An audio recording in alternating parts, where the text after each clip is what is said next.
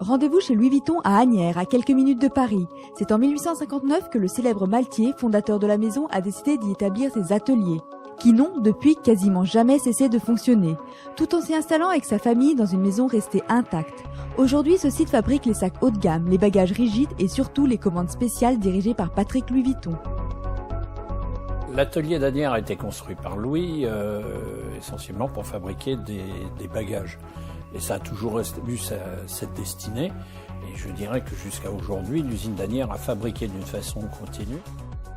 La commande spéciale, c'est un petit peu un compromis entre les rêves, les besoins, les désirs d'un client ou d'une cliente. Et puis moi, de mon côté, la réalité technique et esthétique.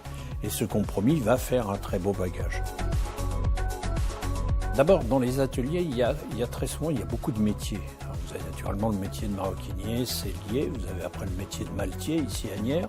Mais en accessoire, vous avez des métiers, par exemple le serrurier est un ajusteur, vous avez des gainiers aussi, vous avez tout un tas vous avez des menuisiers au niveau de la feuilleterie. Il y a tout un tas de métiers qui sont rassemblés. Et le trait commun de tous ces métiers, on demande d'abord des gens doués manuellement, imaginatifs pour faire évoluer le produit, faire évoluer leur poste de travail, et puis qui reconnaissent le savoir-faire. On va leur apprendre, là c'est toute la transmission du savoir-faire, du métier, on va leur apprendre les fabrications, on va les former aux fabrications Louis Vuitton, et ça sur plusieurs années.